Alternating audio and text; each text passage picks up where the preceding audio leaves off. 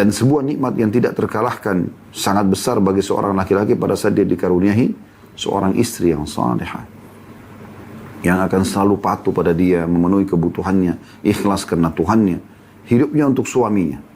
Karena tidak ada poliandri dalam Islam.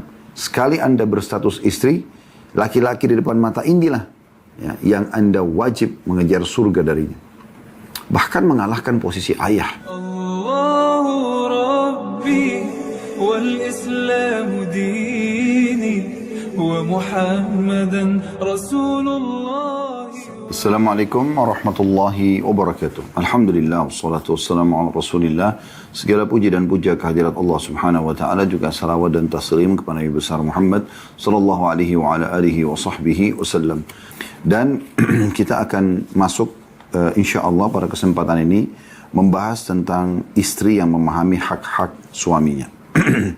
Saudaraku seiman, ada sebuah poin penting yang beliau ingatkan pada akhir pertemuan kita yang lalu, yaitu ketaatan adalah mata rantai yang terhubung. Kalau Anda masih ingat, Kamis terakhir pertemuan pekan yang lalu, semoga Allah SWT terima sebagai amal saleh tentu majelis ilmu kita, ada subjudul yang menarik. Beliau mengatakan ketaatan adalah mata rantai yang terhubung. Maksudnya bahwa jika ketaatanmu kepada suamimu ada rusaknya, berarti ketaatan-ketaatan lainnya juga ada rusaknya. Maka siapa yang berbakti kepada kedua orang tuanya, terdidik untuk senantiasa mentaati mereka dan mengetahui hak-hak mereka, akan sulit sekali untuk merusak ketaatan kepada suaminya. Hal ini karena keberadaan suatu kerusakan dalam ketaatan yang difardukan, maka berarti ada kerusakan dalam ketaatan yang terbesar, yaitu ketaatan kepada Allah subhanahu wa ta'ala. Maksud daripada paragraf ini menarik untuk dibahasnya. Kalau seseorang udah bisa taat pada hal-hal yang kecil, maka taat yang besar itu akan pasti dia lakukan. Contoh misal, orang biasa puasa sunnah, puasa Senin Kamis, Ayyamul Bid. Saat tiba Ramadan nanti beberapa hari lagi insya Allah, semoga Allah berkahi dan Allah mudahkan kita untuk meraihnya dan memaksimalkan ibadah serta diterima sebagai amal saleh yang sempurna. Allahumma amin. Saat tiba Ramadan dia biasa aja, karena dia udah biasa lakukan ketaatan yang kecilnya gitu. Orang yang udah biasa sholat sunnah, menjaga sholat duha, sholat malam, ya, sholat wudu, sholat qabliyah ba'diyah, maka sholat wajibnya terjaga. Orang yang biasa sedekah, zakatnya akan terjaga. Orang yang biasa umroh, haji ringan buat dia.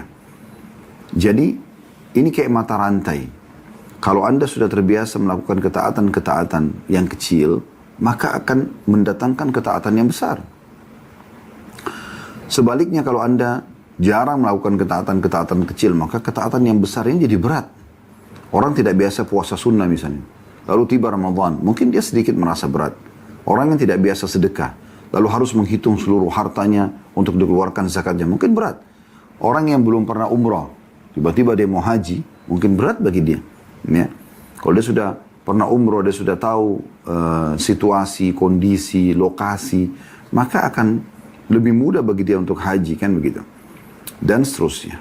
Nah di sini sama halnya. Kalau orang udah terbiasa melakukan ketaatan-ketaatan pada orang tuanya, ya, apapun yang diperintahkan di rumah dia selalu patuh, maka ini akan terbawa dalam rumah tangganya taat pada suaminya. Dan kalau ini semua jadi baik, ketaatan-ketaatan pada orang tua, pada suami baik, maka pasti ketaatan kepada Allahnya baik orang itu. Tapi kalau sama orang tuanya sering bangkang, sama suaminya bangkang, maka ini ketaatan kepada Allahnya dipertanyakan. Bisa dibahasakan sangat sulit, pasti dia akan khusyuk dalam sholatnya, dia juga akan selalu menjaga zikirnya, baca Qur'annya, doanya, itu sulit. Karena ketaatan yang lebih kecil daripada ketaatan kepada Allah dia sendiri tidak lakukan. Bagaimana dia melakukan ketaatan yang besar, yaitu ketaatan kepada Sang Pencipta Allah Subhanahu wa Ta'ala. Maka ini paragraf yang menarik sekali untuk disentuh ya di awal pembukaan kita, walaupun sudah sempat kita jelaskan di pertemuan pekan lalu ya, agar kita memahami masalah ini. Dan kalau Anda bertanya kenapa suami yang Ustadz singgung, sudah kita jelaskan dari judul buku ini, memang menjadi istri yang sukses. Jadi memang bahasanya untuk muslimah. Lalu kalau Anda mengatakan, tapi kan Ustaz saya seorang laki-laki dan saya ikut pengajian ini, tidak ada masalah. Anda kan juga calon suami, Anda punya istri, Anda bisa pandu istri Anda. Anda juga seorang anak, ada ibu Anda. Anda juga seorang ponakan, ada tante Anda. Anda juga seorang saudara yang Anda punya saudari. Ya. Jadi akan ada wanita-wanita di bawah naungan kita atau orang di sekitar kita yang mereka memang punya hak untuk kita pandu. Ya. Apalagi kalau Allah amanahkan seseorang lebih dari satu anak perempuan, lebih dari satu saudari perempuan misalnya. Ya. Atau dia juga memiliki lebih dari satu ibu, misalnya ibunya, ibu kandungnya dia, tapi ada juga istri-istri ayahnya, misalnya kalau ayah poligami, atau ada ibu susuannya dia. Jadi semua ini memang perlu diketahui, tapi memang fokusnya kepada para muslimah. Dan saya terus terang tergelitik untuk membahas buku ini, bukan karena teman-teman panitia memang mayoritasnya ibu-ibu dan akhwat kita, atau ummahat kita dan akhwat kita. Tetapi yang saya melihat memang poin ini adalah poin yang sangat penting. Kapan seorang muslimah itu baik, ya, dan dia jalankan tugasnya sesuai dengan apa yang Allah perintahkan, saya sangat yakin masyarakat juga akan baik. Kapan dia rusak, rusak semuanya. Ya. Kalau seorang wanita itu tidak mau melakukan kemaksiatan, tidak mau berzina misalnya, maka tidak bisa terjadi perzinahan itu. Makanya yang dijual adalah wanita-wanita supaya mereka jadi perempuan pelacur, wa na'udzubillah. Gitu kan? Kalau laki-laki jarang terjadi. Kalau perempuan sudah ingin melakukannya, maka dia akan bisa menjadikan perbuatan tersebut terjadi. Walaupun mungkin dia punya kekurangan secara fisik misalnya. Atau kekurangan paras wajah. Tapi dengan sifat dia sebagai wanita, ya, ada karakter dasar ya, kelembutan dan segala. Itu bisa membuat terjadi. Tapi kalau dia sudah tidak mau, maka tidak akan terjadi kecuali memang pemerkosaan, wa na'udzubillah. Dan memang mereka ini punya pengaruh sangat besar, Bu. Ya. Anda ini, ibu-ibu sekalian, punya pengaruh yang sangat besar. Berapa banyak suami yang sukses karena di belakangnya ada seorang istri yang salihah. Makanya Nabi SAW mengatakan, dunia ini semuanya perhiasan. Dan sebaik-baik perhiasannya adalah wanita salihah. Dan sebuah nikmat yang tidak terkalahkan, sangat besar bagi seorang laki-laki pada saat dia dikaruniai seorang istri yang salihah. Yang akan selalu patuh pada dia, memenuhi kebutuhannya, ikhlas karena Tuhannya, hidupnya untuk suaminya. Karena tidak ada poliandri dalam Islam. Sekali Anda berstatus istri, laki-laki di depan mata inilah ya, yang Anda wajib mengejar surga darinya. Bahkan mengalahkan posisi ayah. Jadi mahal sekali nilai suami itu. Dan ini banyak sekali antara muslimah tidak faham masalah ini. Mereka bahkan jadikan suaminya sebagai ajang untuk ribut, ya. Durhaka, ya. Menunjukkan kehebatan depan suami, seakan-akan dia kalau bisa melihat suaminya adalah sebuah prestasi, bangga-bangga di depan teman-temannya. Ini semua ciri wanita ahli neraka dalam Islam, ya. Jadi memang penting sekali setiap muslimah memahami tentang apa yang merupakan tugas utama dia dalam Islam. Jangan pernah anggap remeh kalau Anda cuma berstatus istri. Demi Allah, saudaraku seiman dan saudariku seiman, kalau prestasi tertinggi bagi seorang wanita justru berstatus istri dan tersempurnakan dengan status suami, dengan status ibu. Bukan S1, S2, S3, profesor, bukan. Karir terbaik bagi muslimah pada saat dia sudah menjadi status istri. Tersempurnakan pada statusnya menjadi ibu. Itu karir tertinggi. Bukankah teman-teman sekalian, ini pernah kami kasih contoh dan saya jelaskan kembali. Bukankah kalau seorang wanita berkarir, cantik, punya kelebihan paras wajah, postur tubuh, ya, punya karir banyak, mungkin pemimpin perusahaan, beberapa perusahaan di bawah naungan dia, tapi belum menikah. Kira-kira kalau dia bertemu dengan orang, lalu kemudian orang tanya, oh ini si fulana, Masya Allah, direktur perusahaan di beberapa perusahaan, wanita karir terkenal di medsos dan segala macam. Begitu ditanya, sudah menikah belum? Kalau dia bilang belum, itu sudah cukup untuk menjatuhkan dia tanda kutip di mata masyarakat atau di mata orang yang sedang bertanya. Sebaliknya kita lihat ya, di tengah-tengah masyarakat, walaupun wanita itu mungkin secara paras wajah, postur tubuh biasa aja. Tetapi, subhanallah, ya, dia pada saat ditanya sudah menikah, dia mengatakan iya. Orang langsung kasih posisi yang berbeda. Berarti sudah ada laki-laki yang memilih dia gitu. Terlebih lagi tersempurnakan kalau dia sudah punya anak. Secantik apapun paras wajah, postur tubuh, ya sekaya apapun prestasi yang dia miliki. Tapi kalau ditanya berapa anaknya, oh belum ada. Beda. Mungkin ada wanita kurang secara fisik, paras wajah, mungkin kedudukan segala macam. Tapi dia jalan, ada 3 orang, 4 anak bersama dia. Beda sekali. Ya, gitu. Maka renungi baik-baik wahai muslim. Jangan justru yang skala prioritas ini Anda hilangkan. Bagi Anda yang penting prestasi dunia. Yang penting pakai baju mewah, pakai baju yang ada nilai jabatannya di kantor, itu lebih Anda pilih daripada Anda berstatus istri di rumah. Enak sekali wanita itu. Di rumah yang sudah disiapkan oleh suami itu yang Anda nikmati. Rumah Anda, surga Anda. Salat paling afdal bagi wanita dalam rumah. Sampai kata Nabi SAW, salat paling dekatnya seorang wanita kepada Tuhannya pada saat dia berada di tempat terdalam dari rumahnya. Salatnya paling afdal di tempat terpojok dalam rumahnya. Begitu dijelaskan dalam banyak hadis-hadis Nabi SAW. Kemudian di rumahnya dia tinggal menjadi, itu amanah. Tinggal menunggu rumah, merawat ya, rumahnya, menjaga kebersihannya, kerapiannya, ya. Piring, sendok, spray, lemari, segala macam lah. Yang berurusan sama rumah, ibu-ibu lebih tahu dari kami semua. Itu jangan dianggap remeh. Suami pulang tinggal dilayani, punya anak tinggal ngurus anak, selesai. Salat 5 waktu kalau azan, meninggal masuk surga. Begitu kan hadis yang sering kita ingatkan. Kata Nabi SAW, ini wasiat Nabi luar biasa. Idza shallatil mar'atu khamsaha. Kalau seandainya seorang wanita menjaga 5 waktu salatnya. Wa shama syahraha. Dan dia berpuasa bulan Ramadan. Tidak disebutkan sunnah-sunnahnya. Tidak ada salat sunnah, tidak ada puasa sunnah. Wa ata'at zawjaha. Dan dia mentaati suaminya. Dakhalat min ayyi abwabi jannati thamaniya sya'at. Maka dia akan masuk dari 8 pintu surga yang mana dia mau. Jadi mudah sekali. Kenapa Anda meninggalkan tiket VIP ke surga ini dengan sibuk dengan kegiatan-kegiatan di luar sana? Bukan tidak boleh, tapi jangan tinggalkan pekerjaan utama ini. Baik teman-teman sekalian, kita akan masuk ke judul kita pada kesempatan ini insyaAllah. Istri yang memahami hak-hak suaminya. Disebutkan di sini, saya bacakan di halaman 28 bagi teman-teman yang pegang bukunya. Salman Al-Farisi radhiyallahu anhu menikah dengan seorang wanita kindah. Ketika ia bersua dan berdua dengannya, ia mengatakan, apakah engkau akan mematuhi perintah-perintahku? Istrinya menjawab, aku duduk di majelis orang yang ditaati.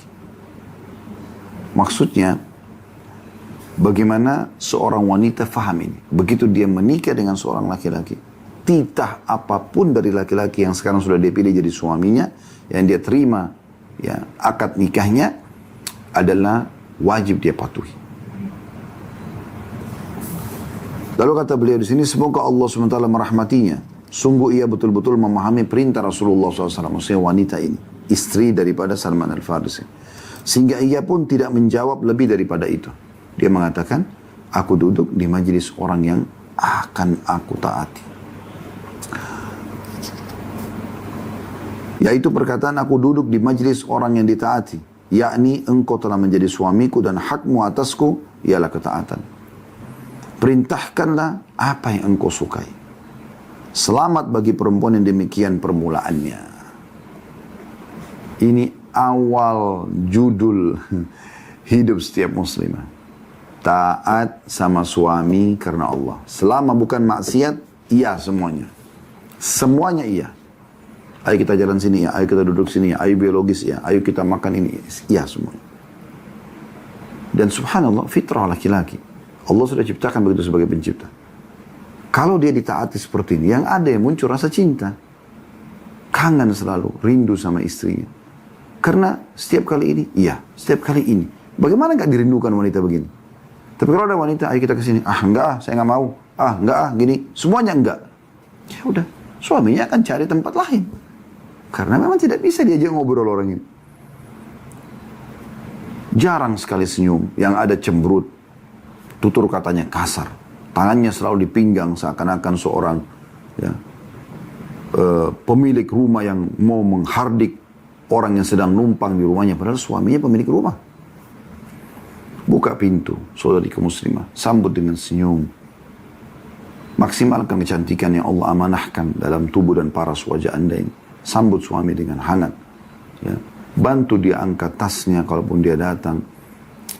Asma binti Abi Bakar radhiyallahu anhuma mengatakan, aku melayani Zubair semua kebutuhannya. Sampai pada tingkat aku yang mengambil air dari jarak yang jauh, aku letakkan di atas kepalaku. Karena mereka tidak ada sumber air kayak kita sekarang, air bersih di rumah, tinggal buka keran.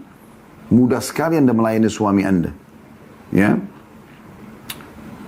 Air tinggal ambil dari dispenser, masak dapur dekat, semuanya gampang dengan ada air bersih di rumah kita, Masya Allah. Orang zaman dulu keluar cari sumur, ngambil. Bahkan kata Asma radhiyallahu anha, dan aku yang menggantikan sepatu kudanya Zubair. Coba bayangkan, mereka luar biasa mengejar surga dari suaminya. Gak mudah itu menggantikan ya sepatunya kuda. Kuda hewan bergerak. Lebih ringan Anda kalau cuci motor atau mobilnya gitu. Lebih gampang. Tapi ini menggantikan sepatu itu luar biasa. Bukan kami katakan cucilah mobil dan motor suami Anda. Tidak. Maksudnya lihat bagaimana Asma, anak dari manusia terbaik di umat ini setelah Nabi Muhammad SAW, yaitu Abu Bakar radhiyallahu anhu ajma'in, dididik oleh ayahnya Abu Bakar menjadi seorang istri yang luar biasa mengejar surga dari suaminya. Dan ini yang harusnya difahami oleh setiap muslim. Bagaimana dia mengejar dan meraih surga dari suami. Saya sudah bahasakan tadi dan saya akan ulangi dan akan sering saya ulangi, saudariku muslimah, bahwasanya setelah Anda berstatus istri, maka laki-laki yang satu inilah tiket VIP Anda ke surga. Rawat baik-baik, jaga baik-baik, jaga kesantunan, ramah tamah, ya, keridhaan dia, semuanya itu. Dan Allah Tuhan Anda yang menyuruh itu. Bahkan apa kata Nabi SAW? Ya, tidak ada seorang istri yang meninggal dunia dan suaminya ridha, merasa kehilangan karena selama hidup luar biasa untuk suaminya semua, kecuali pasti masuk surga. Jangan Anda meninggal sementara pas meninggal suami Anda mengatakan alhamdulillah dia meninggal. Terlalu banyak yang kami dengarkan pada saat ada majelis-majelis bapak-bapak ikhwah lagi. Keluhannya istri kasar, keluhannya istri cerewet, permintaannya banyak dan segala macam. Kenapa harus begini wahai saudariku muslimah? Materi kita pada saat ini mengajak Anda untuk menyadari jangan itu dunia sebentar. Kejar yang sangat besar di sana di akhirat surga. Tinggal tunggu ajal Anda datang, Anda bisa raih itu. Dan cuma melayani satu orang laki-laki ini. Itu kan luar biasa kan? Bayangkan kalau perempuan boleh poliandri, sampai 4 laki-laki, dia harus layani semuanya. Sulit luar biasa gitu. Tapi satu orang ini, kenapa cemburut sama dia? Kenapa enggak pijitin dia, hilangkan capeknya? Kenapa enggak hibur dia? Kenapa enggak raih surga? Itu sudah cukup. Bahkan Nabi SAW mengatakan, tidak masuk dalam hal yang sia-sia. Termasuk bercandanya, bercumbuannya suami istri. Kenapa Anda nggak nikmatin waktu dengan suami? Kenapa yang ada selalu mencari kesalahannya, selalu mengkorek-korek aibnya, selalu menjatuhkan? Kenapa bukan kelebihannya yang Anda angkat? Bukankah Anda pakaian buat suami Anda? Allah mengatakan itu. Antum libasul lahun. Kalian wahai para suami pakaian untuk istri kalian. Dan mereka juga para istri, ya, pakaian buat kalian. Hunna libasul lakum wa antum libasul lahun. Mereka para wanita pakaian untuk kalian dan kalian juga pakaian untuk mereka. Pakaian apa? Untuk memperindah tubuh, menutupi kalau ada kekurangan, ya, melindungi dari cuaca yang panas ataupun dingin misalnya. Itu fungsinya, gitu kan? Bukan malah sibuk ketemu teman, gosipin suami, gosipin istri. Kenapa? Tetangga bantal kita ini, orang yang paling dekat dengan kita. Kenapa harus dijatuhkan? Ini juga terjadi pada orang yang sudah bercerai. Sibuk membela diri dia dan semua buruk pasangan dia. Kenapa? Dari awal Anda pilih dia. Kan gitu. Kalau ada sesuatu yang kurang, yang salah, udahlah. Sudah tidak bersama lagi ya sudah. Tapi jangan dibahas lagi gitu. Ini poin penting juga untuk diperhatikan baik-baik. Jadi sederhana sebenarnya. Beliau tidak menyebutkan tentang hak-hak suami di sini, bukan. Cuman bagaimana istri memahami tentang hak suaminya. Yaitu poin yang paling dasar mentaati. Dan sudah kita jelaskan dari di awal, mata rantai yang bersambung, kalau Anda sudah taat sama suami Anda, berarti ini Anda juga mudah taat kepada Tuhan Anda, Allah Subhanahu wa Ta'ala. Ini masuk dalam poin nomor 2 ya, yaitu ketaatan dan bersegera dengan ketaatan. Kita masuk ke poin ketiga, pengertian niat. Ketahuilah, kata beliau, saudariku tercinta, bahwa ketika engkau berinteraksi dengan suamimu, maka sungguhnya engkau sedang berinteraksi dengannya sebagaimana perintah Allah Subhanahu wa Ta'ala kepadamu, demi mencari pahala darinya, dari Allah. Karena N-nya besar, kata ganti Allah. Jadi dari suamilah engkau mengejar pahala dari Tuhanmu. Terkadang terbersit di benak istri bahwa ia sudah berinteraksi dengan suaminya dengan interaksi yang terbaik. Tapi si suami justru tidak menghargainya dan berinteraksi dengannya secara tidak ma'ruf. Lalu ia memutuskan untuk berinteraksi dengan suaminya berdasarkan logikanya juga. Ia lupa bahwa Allah SWT akan menghisapnya tentang perannya dan peran suaminya sendiri-sendiri. Sebab masing-masing adalah pemimpin dan akan dimintai pertanggungjawaban tentang apa yang dipimpinnya. Karena itu, janganlah engkau berinteraksi dengan suamimu sebagaimana ia berinteraksi denganmu. Tapi berinteraksilah dengannya sesuai dengan apa yang diridhoi Allah Subhanahu wa Ta'ala demi mencapai keridhoannya. Ketahuilah bahwa dalam keadaan seperti itu engkau sedang diuji oleh Allah Subhanahu wa Ta'ala dengan suatu hal yang harus engkau sikapi dengan kesabaran dan kelemah lembutan. Pahalamu ada di sisi Allah dan pahalamu sesuai kadar kesulitanmu. Barang siapa bergaul dengan manusia dan bersabar atas gangguan mereka, maka itu lebih baik daripada tidak bergaul dan bersabar sama sekali. Baik, ini kita jelaskan dulu ya. Paragraf ini penting sekali untuk dibahas. Kalau ada suami yang baik dengan istrinya, suaminya santun, ramah, memenuhi kebutuhan, sangat pantas istri harus membalas itu dengan hal yang serupa atau bahkan lebih. Karena Allah SWT memerintahkan hal jazaul ihsani illal ihsan. Balasan kebaikan harusnya kebaikan juga, gitu kan? Maka kita membalas itu. Kata Nabi SAW, siapa yang berbuat baik padamu, maka balaslah yang serupa dengan itu. Atau bahkan lebih baik. Di sini disinggung oleh beliau, Dr. Najla, kalau seandainya ada suami yang kurang baik muamalahnya. Misal contoh, orangnya karena terbiasa di satu lingkungan, intonasi suaranya besar. Dan Anda baru tahu setelah menikah. Atau misal ada hal-hal yang Anda harapkan. Misal contoh, Anda berharap dia lebih romantis, suka memberikan hadiah. Tapi bawaannya bukan begitu orangnya. Bawaannya sedikit agak kaku misalnya. Ya. Bukan seperti suami yang Anda harapkan gitu, yang setiap saat bisa manjakan Anda, memeluk Anda segala macam. Dia mau bawanya kaku. Menjaga wibawa misalnya. Ini kan ujian dari Allah Subhanahu wa Ta'ala. Jangan, kata Dr. Najla di sini, Anda membalas itu dengan bersikap yang serupa dengan dia. Anda pun cuek. Anda pun tidak mau. Enggak, itu PR buat Anda, itu ujian. Dan beliau menekankan di sini, ingat, di situ harusnya dihadapi dengan kesabaran dan kelemah lembutan. Dan ingat, ya, semua itu atau kadar akan dibalas oleh Allah SWT dan kadar pahalanya akan besar kecilnya sesuai dengan beratnya kesulitan yang sedang Anda hadapi. Ini sesuai dengan hadits Nabi SAW ya. Inna idhamal ajri ma'idhamal bala.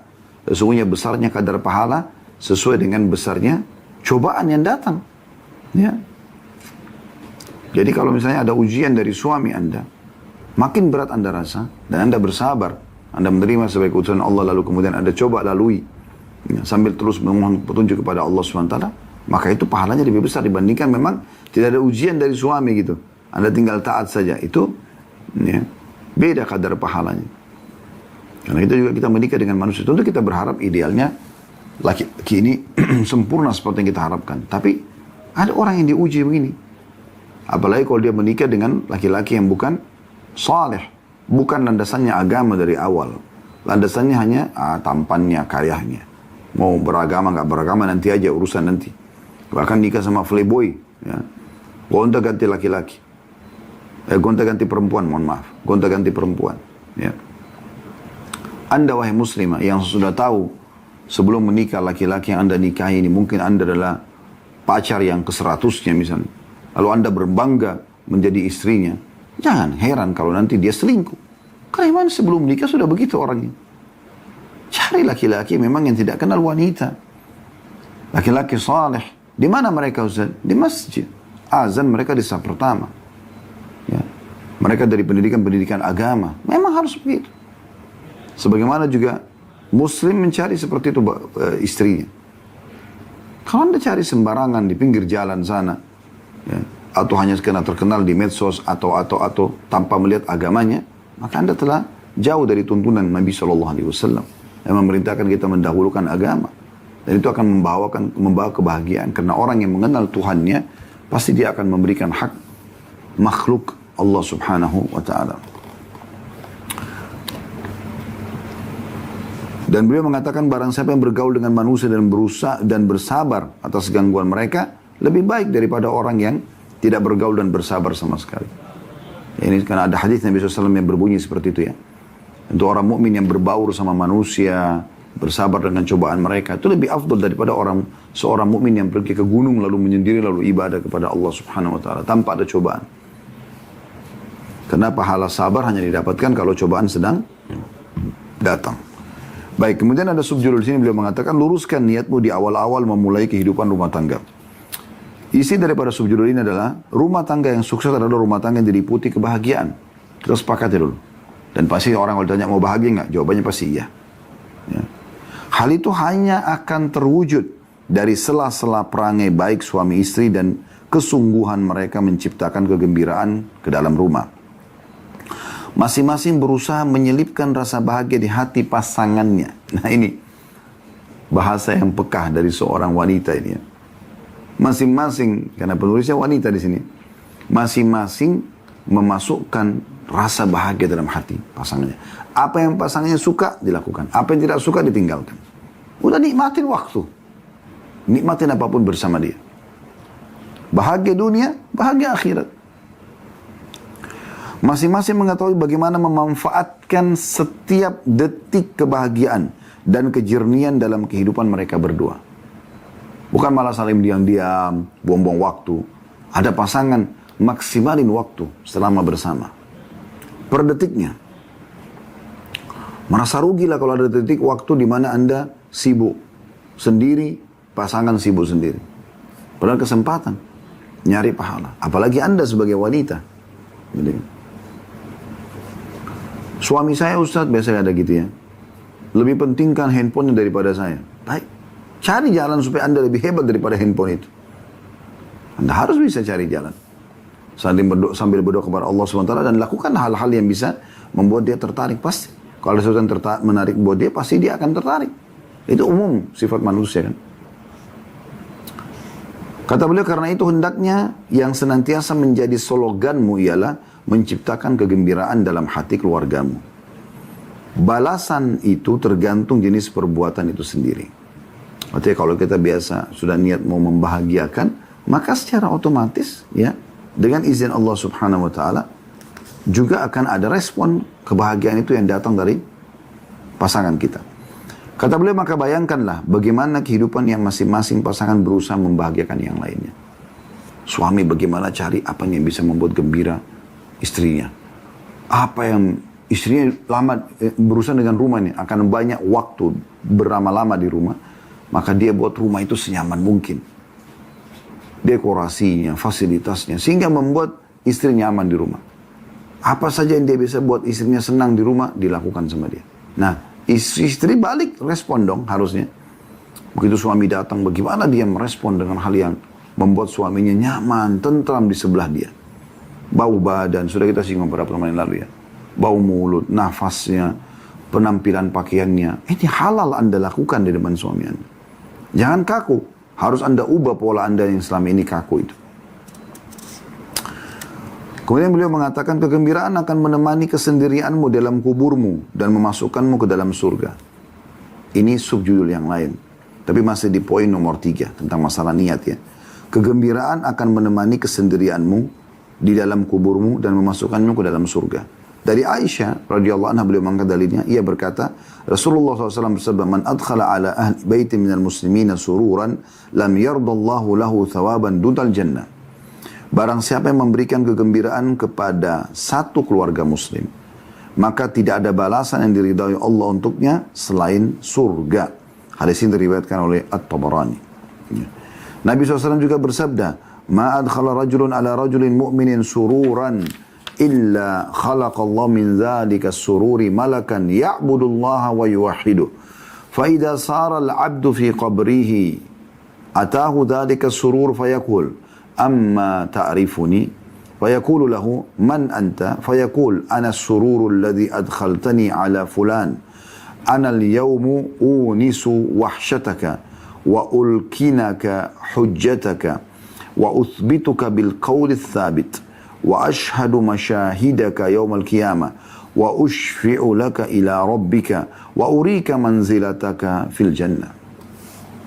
Artinya, tidaklah seseorang memberikan rasa kegembiraan kepada seorang mukmin melainkan Allah menciptakan dari kegembiraan itu malaikat yang senantiasa beribadah kepada Allah dan mengesahkannya. Jika hamba itu dimasukkan dalam kuburnya, maka kegembiraan itu datang seraya berkata, "Tidakkah engkau mengenalku?" Ia bertanya si mayit ini, "Siapa engkau ini?" Kegembiraan itu menjawab, "Aku adalah kegembiraan yang engkau masukkan ke dalam hati si fulan. Pada hari ini, aku akan menemani kesepianmu, menuntunmu dalam menyampaikan hujahmu," ya, argumentasi, supaya bisa menjawab pertanyaan malaikat, "mengukuhkanmu dengan kata-kata yang teguh, menjadi saksi bagimu pada hari kiamat, memberi syafaat untukmu kepada Rabbmu, dan memperlihatkan kepadamu akan kedudukanmu di surga." Hadis ini diriwayatkan oleh Ibnu Abi Dunya.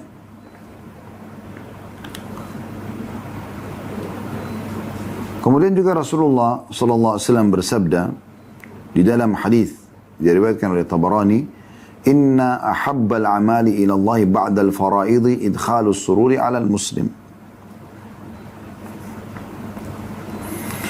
Amalan yang paling dicintai Allah setelah amalan fardu ialah memberikan kebahagiaan kepada seorang muslim.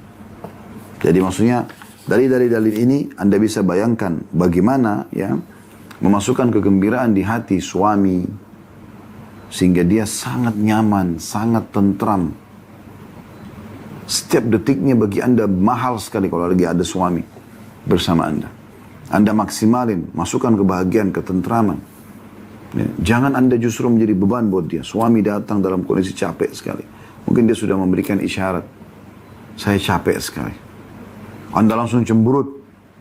Wah, mentang-mentang tadi sudah kumpul sama teman-teman, sekarang giliran waktu buat saya malah capek misalnya. Atau ada suami tiba-tiba kelihatan saking capeknya, letihnya, tiba-tiba tertidur. Cemberut, marah. Ukhti muslimah. Dia juga manusia. Dan Allah Tuhan Anda sedang menilai Anda di sini. Biarkan dia istirahat. Setelah dia istirahat, Anda baru kemudian coba. Ya, penuhi hajat Anda kalau Anda inginkan apa yang Anda ingin bicarakan.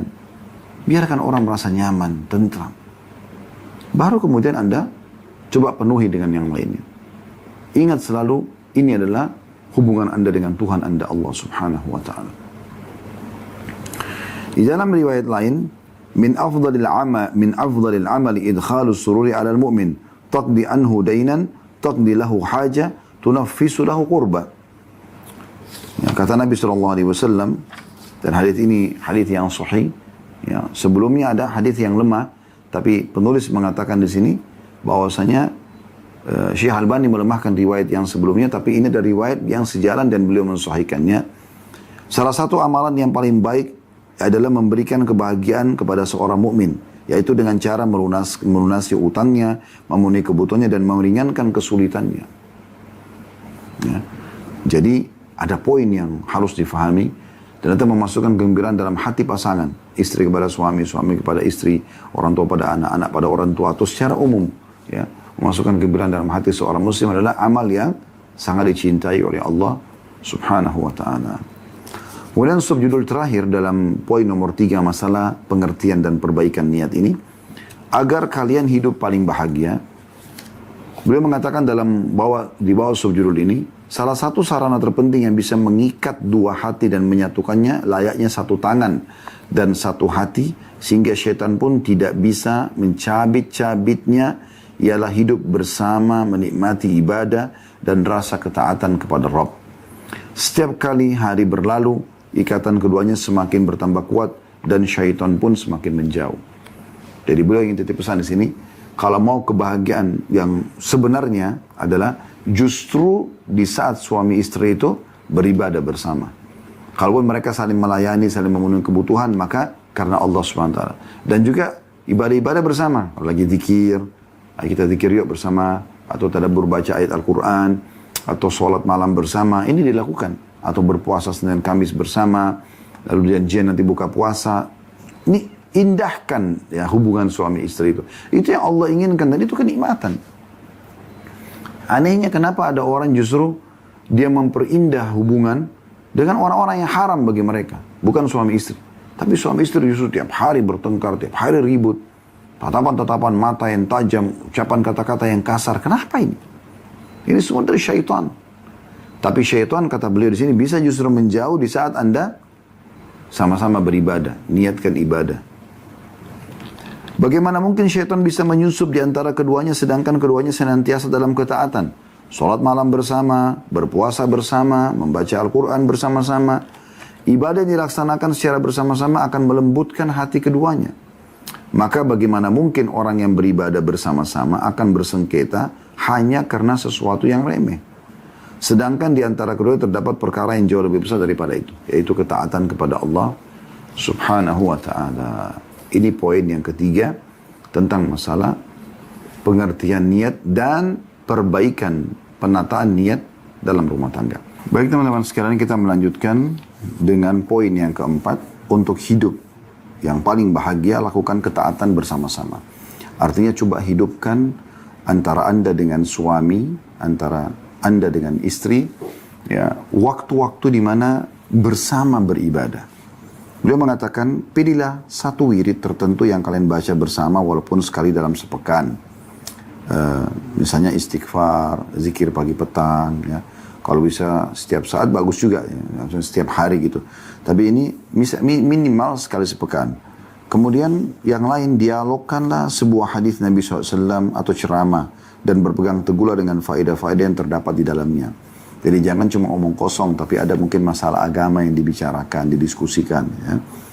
Dan beruntunglah Anda misalnya kalau Allah SWT karuniahi seorang pasangan yang faham agama, sehingga Anda lebih mudah, dia juga mudah untuk menjawab. Jadi tidak perlu lagi mencari ya dari sumber-sumber lain. Ya. Tapi kalau misalnya Allah berikan Anda pasangan belum paham agama, maka minimal akan kembali kepada sumber-sumber yang kita bisa sepakati berdua gitu ya.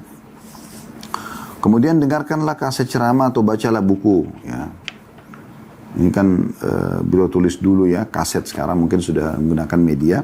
Kemudian laksanakan sholat malam 2 rakaat walaupun sekali dalam sepekan. Dan berdoalah kepada Rabb secara bersama-sama. Juga lakukanlah ketaatan-ketaatan lainnya yang cukup banyak. Di antara ketaatan bersama lainnya ialah melakukan kebajikan-kebajikan dan membantu orang lain. Amalan-amalan yang masuk kategori ini cukup banyak sekali yang bisa dilakukan bersama. Dan di antara dalilnya tentang amalan bersama ini adalah diambil dari sabda Nabi SAW, diriwayatkan oleh Abu Daud. Rahimallahu rajulan qama minal laili fasalla wa aikadha imra'atahu. Fa in abat nadaha fi wajhiha al-ma'. Rahimallahu imra'atan qamat minal laili fasallat wa aikadhat zawjaha. Fa in aba nadahat bi wajhihil ma'. Semoga Allah merahmati seorang laki-laki yang bangun malam untuk mengerjakan sholat dan membangunkan istrinya. Jika istrinya menolak bangun, ia menciprati wajahnya dengan air. Dan semoga Allah merahmati seorang wanita yang bangun malam untuk mengerjakan sholat dan membangunkan suaminya. Jika suaminya menolak, maka ia menciprati wajahnya dengan air. Ya. Jadi ini diantara dalil anjuran untuk bersama-sama beribadah. Walaupun di sini lebih fokus ke masalah sholat malam, tapi bisa ditarik dalam umumnya ibadah, gitu kan? Artinya dikerjakan secara bersama. Di sini terbukti kalau seorang laki-laki mau bangun sholat malam, jangan sholat sendiri, coba dia bangunkan istrinya. Ayo kita sholat yuk bersama-sama misalnya. Istrinya ikut, alhamdulillah. Kalau istrinya nolak, dia percikan sedikit air. Tentu kalau tetap masih nolak, mungkin karena capek, karena ngantuk, ya sudah dibiarkan saja. Karena Nabi SAW juga pernah sholat dan membiarkan Aisyah radhiyallahu anha. Yang Aisyah menggambarkan beliau menyadari kalau Nabi SAW sedang sholat di dekat beliau gitu kan, di dekat tempat tidur beliau radhiyallahu anha. Tapi ada juga riwayat yang menjelaskan seperti kalau tertinggal 10 akhir Ramadan, Nabi SAW menguatkan ikatan sarung dan membangunkan istrinya untuk sholat gitu kan. Jadi kondisi dan keadaan disesuaikan, kayak ini sholat sunnah ya, apalagi kalau pasangan Anda belum terbiasa. Begitu juga dengan istri, bangun malam hari jangan sholat sendiri, dia bangunkan suaminya ya dengan lembut, ayo kita sholat yuk sama-sama, bisikan-bisikan yang indah di kupingnya, sentuhan yang ramah misalnya gitu kan, disiapin mungkin teh hangat ya supaya dia dibangunkan, ini saya sudah buatin teh, atau dia minum, kalau dia minum kopi-kopi misalnya ya, atau air putih disiapin sehingga bangun yuk kita sholat. Kalau dia masih nolak, sedikit dipercikkan airnya, bahasa percik berarti kita sangat sedikit ya.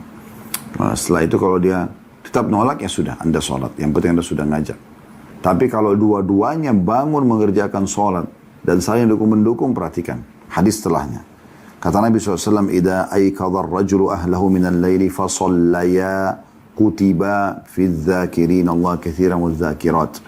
Jika seorang laki-laki membangunkan istrinya, lalu keduanya sholat, jadi sama-sama jadi sholat berjamaah, maka mereka berdua dicatat sebagai laki-laki dan perempuan yang banyak berzikir kepada Allah Subhanahu wa ta'ala ya. Ketaatan yang dilakukan bersama begini akan menambah kasih sayang antara suami istri, selanjutnya antara semua penghuni rumah ya. Kalau sudah terbiasa kita kerjakan bersama-sama, anak-anak juga nanti pasti akan ikut ya. Kemudian beliau mengatakan, ada subjudul di poin keempat ini, kebahagiaan dari mana memulainya, tanda tanya. Kata beliau, kebahagiaan hakiki adalah kebahagiaan yang senantiasa menyertai kita sepanjang hidup, bahkan sesudah mati. Berlanjut terus. Kebahagiaan ini layaknya buah yang lezat, enak rasanya dan harum baunya. Buah ini adalah hasil dari pohon yang senantiasa disirami dengan iman, akhlak, dan cinta kebajikan, lalu tumbuh besar dan menghasilkan buah tersebut. Hendaklah masing-masing suami istri ingat bahwa menghiasi diri dengan sifat dan akhlak yang diridai Allah dan dicintai Rasulnya SAW adalah bahan bakar utama dalam menjalankan roda kehidupan rumah tangga yang bahagia. Akhlak adalah menu paling utama untuk membuahkan kebahagiaan. Karena itu, hendaklah masing-masing suami istri menghiasi diri dengan akhlak tersebut. Santun, ramah, dermawan, pemaaf ya, dan yang lain-lain. Beliau mengatakan, jadikanlah niat karena Allah mendahului setiap amalmu, sehingga rasa capekmu tak hilang dengan percuma. Kemudian senantiasalah engkau mengingat Allah Subhanahu wa ta'ala dalam segala keadaan, baik saat bermukim maupun bepergian. Jangan sampai kita kalau musafir malah buat dosa, enggak, ketaatan kita jaga terus. Kemudian kerjakanlah pekerjaanmu dengan sebaik-baiknya dan jangan engkau tunda sampai esok hari selama masih bisa diselesaikan hari ini. Urutkanlah pekerjaan-pekerjaanmu sesuai dengan prioritasnya. Kemudian berbanyaklah, ini urutan-urutan untuk menyusun kebahagiaan tersebut. Ini bagian daripada akhlak yang beliau titik beratkan. Berbanyaklah memohon ampunan kepada Allah SWT dan bertobat dari dosa. Ambillah satu bagian dari malammu, ya, maksudnya untuk ibadah. Sebab Allah memiliki tiupan-tiupan yang mudah-mudahan satu di antaranya membuatmu bahagia hingga hari kiamat kelak. Maksudnya Allah berikan balasan-balasan. Bersihkanlah hatimu dari sifat dendam dan sucikanlah ia dari kerusakan dan kedengkian. Ini poin penting. Karena banyak wanita tanda kutip suka sekali dendam. Ya, walaupun suaminya misalnya pernah buat salah lalu sudah bertaubat, sudah memperbaiki, malah tetap dikenang keburukan tersebut. Lalu curiga terus panjang hidup. Padahal sebenarnya bukan itu tugas kita. Ya, ingat tadi sudah ada peringatan sebelumnya, kalau pasangan kita tidak baik, maka bukan berarti kita harus balas dengan ketidakbaikan juga. Karena Allah SWT akan menghisap masing-masing. Allah akan membalas masing-masing. Gitu kan? Optimislah. Ya. Jangan putus asa dan bersangka baiklah kepada Rabbmu. Walaupun Anda diuji dengan pasangan misalnya yang kurang baik, Anda tetap optimis. Ada hikmahnya. Kenapa Allah jadikan saya sebagai istrinya? Kenapa Allah jadikan saya sebagai suaminya? Coba kita nasihatin, teruskan. Kalau betul-betul sudah tidak bisa, istikharakan kepada Allah SWT. Kalau Allah memang yang terbaik Allah pertahankan, Allah pertahankan. Kalau tidak, maka Allah akan pisahkan. Ya, dan Allah akan gantikan yang lebih baik. Yang penting selama kita menjadi pasangan, kita sudah coba memberikan yang terbaik, maka Allah akan bahagiakan kita setelahnya. Ikutilah petunjuk, beriman dan beristiqamalah di atas perintah Allah. Ikutilah petunjuk, maksudnya syariat, wahyu ya. Beriman dan beristiqamalah di atas perintah Allah SWT. Perangilah hawa nafsu dan syaitan serta jauhilah kekafiran, kefasikan dan juga kemaksiatan.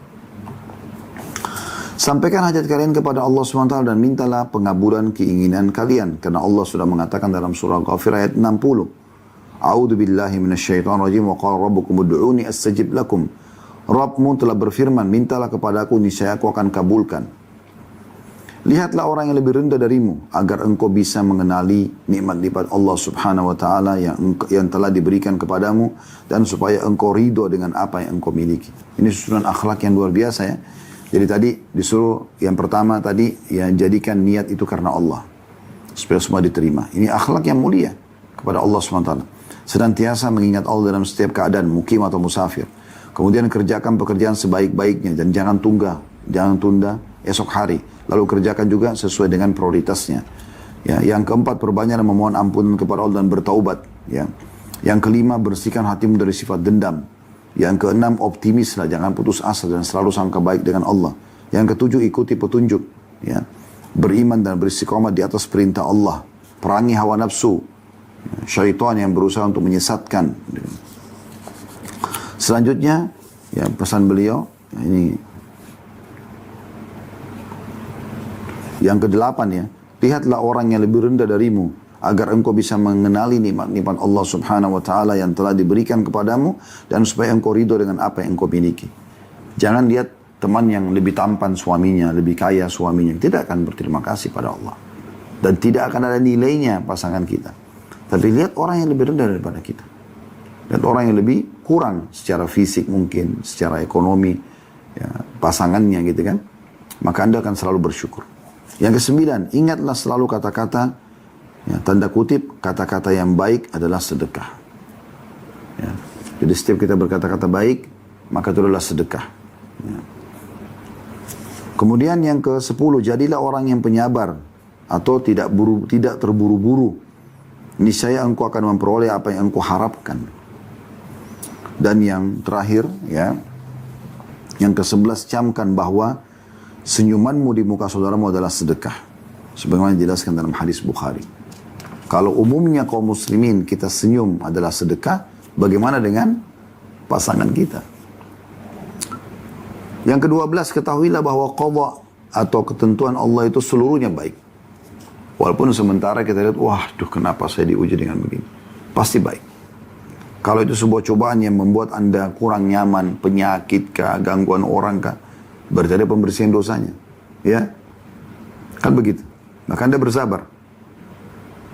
Dan kalau seandainya Anda diberikan sesuatu nikmat, Anda bersyukur, maka itu juga ya, hal yang diperintahkan. Maka kita harus berada di dua kehidupan, dua sayap kehidupan ini.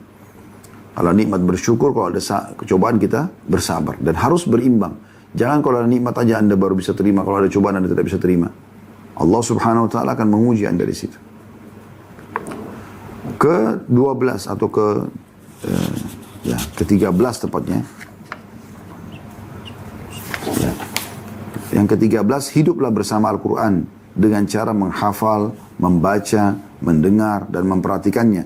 Karena ini adalah solusi terbesar untuk menghilangkan duka dan kesedihan. Jangan malah tinggalkan Al-Quran, jangan malah ke karaoke, jangan malah ke diskotik, jangan malah mabuk-mabukan, jangan malah kumpul dengan orang-orang fasik dan fasikah. Enggak, larinya kepada Al-Quran. Wudu, sholat taubat kepada Allah Subhanahu wa Ta'ala. Baca Al-Quran. Yang terakhir yang belum katakan di sini, yang ke-14 ya kurang lebih. Hendaknya engkau senantiasa memiliki kesabaran yang baik, menyerahkan urusan kepada Yang Maha Agung, Allah SWT, ridho dengan sesuatu yang sedikit, mengamalkan Al-Quran dan selalu menyiapkan diri untuk hasil penjemputan, untuk hari penjemputan atau hari kiamat nanti pada saat hari kematian. Jadi ini hal yang perlu digarisbawahi ya, agar kebahagiaan itu kita mulai dari poin ini, yaitu dari poin akhlak yang baik, dari poin akhlak yang baik. Teman-teman sekalian, kalau ada benar dari Allah, kalau ada salah dari saya mohon dimaafkan. Subhanakallahumma bihamdika, asyhadu an la ilaha illa anta astaghfiruka wa atubu ilaik. Wassalamualaikum warahmatullahi wabarakatuh.